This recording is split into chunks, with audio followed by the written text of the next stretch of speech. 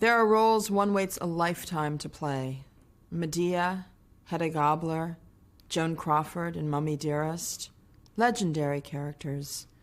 Women who stopped at nothing to achieve their goals, good or bad. Eureka, motherfucker! But Hedda, Medea, Joan, they were like the Brady sisters compared to Minerva Mayflower. How did I create her? I bet you'd like to know. Try this one, sister. Thou shalt not share. I once said, without you, I'm nothing. And I mean it. So this, then, is for you.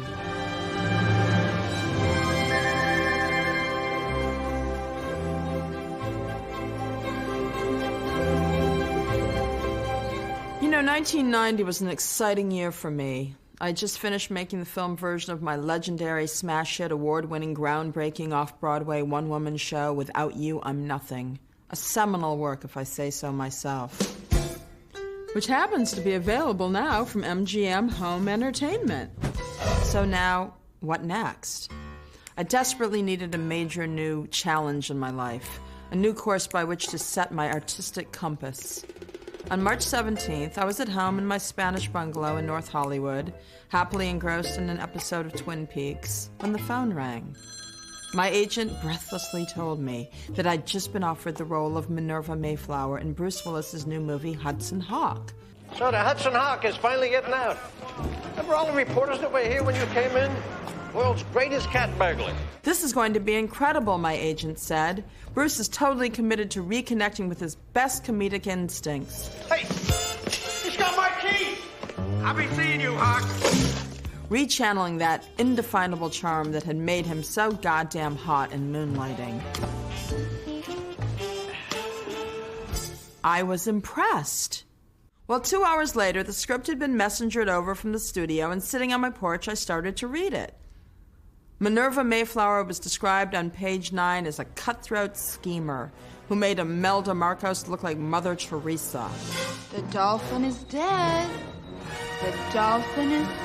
Come on, you bitch! And a babe to boot. Oh, Hudson Hawk, you cease to amaze me, convict. You are a terrible cat burglar. Tiptoe in, tiptoe out. Like a cat, one would say. She was pussy galore with the intellect of Golda Meir.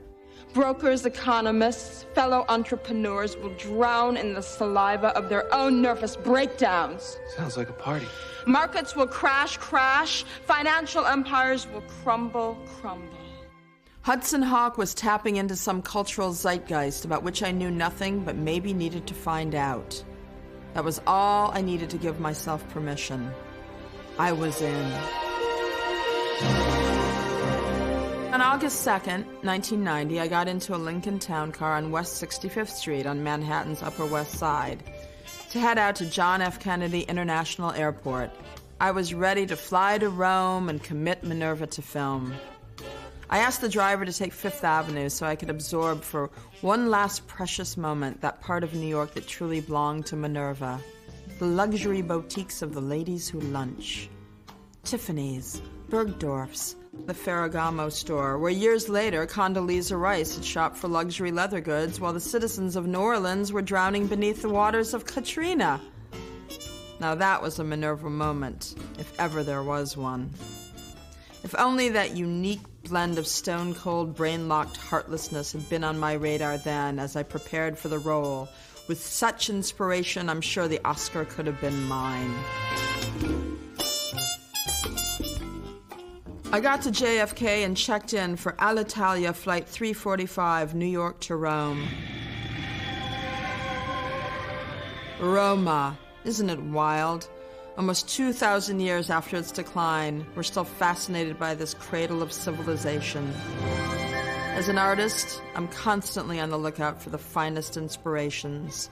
I felt honored that we were going to shoot Hudson Hawk in a city so filled with ancient treasures.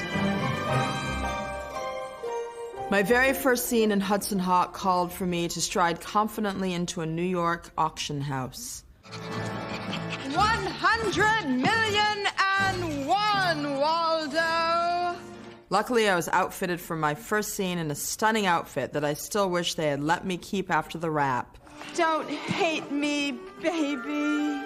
Costumes mean a lot to me, and all I can say is that I'm delighted that we really nailed it. The emerald green outfit with the shorts? I wanted one in every color. The jacket with the diamond cutouts and that cute matching hat? I adored it. And I think I know what's going to help you solve it. And that purple headdress? If you see the big guy, tell him he's a loser. When I saw that, I said, honey, I'm taking that home because I've got friends who would kill to wear that on Santa Monica Boulevard come October 31st. My first scene in Hudson Hawk, which starts out as fresh and light as a polo benefit in the Hamptons, actually culminates in a scene of gruesome destruction and brutal human carnage. God! I don't know if you noticed, but Minerva's good friend Waldo is hideously blown apart in the explosion. It's a totally Saving Private Ryan moment, so I guess he won't be in the sequel either.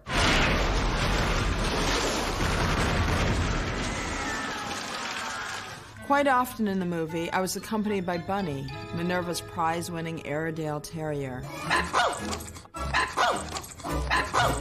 In my personal preparation, I'd searched desperately for the precise relevance of Bunny to Minerva Mayflower. And I decided that although happily married for several years, the Mayflower marriage was sadly a childless one. For in spite of a healthy sex life kept fresh and spontaneous by bondage and naughty love games, they were and would always remain pervs without progeny. In any case, beloved Bunny had become the daughter Minerva never had. Bad Bunny. And Minerva's line, ball, ball, Bunny, ball, ball. a persistent Freudian reference to what she took to be the root of their reproductive problem. I took a risk and decided to play that lingering pain of their reproductive failure very close to the surface. You'll have a guinea barkeep cellmate to keep you company.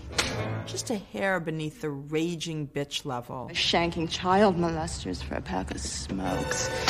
I hope that in my final performance you can see just a flicker of it. You asshole, our foot soldiers will blow your brains out. Bunny, ball, ball.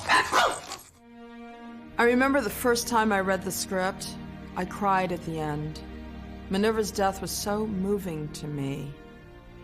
Toward the end of the shoot, we had relocated to a studio in Budapest, Hungary.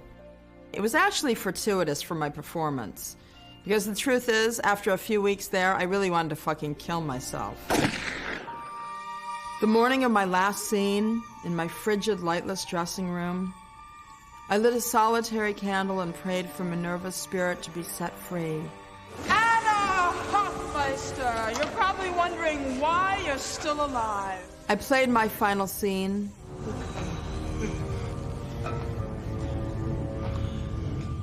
Oh, Hawk, don't ever change. Nice Hawk, nice Hawk. Bad Hawk! And then it was over. Eureka, motherfucker!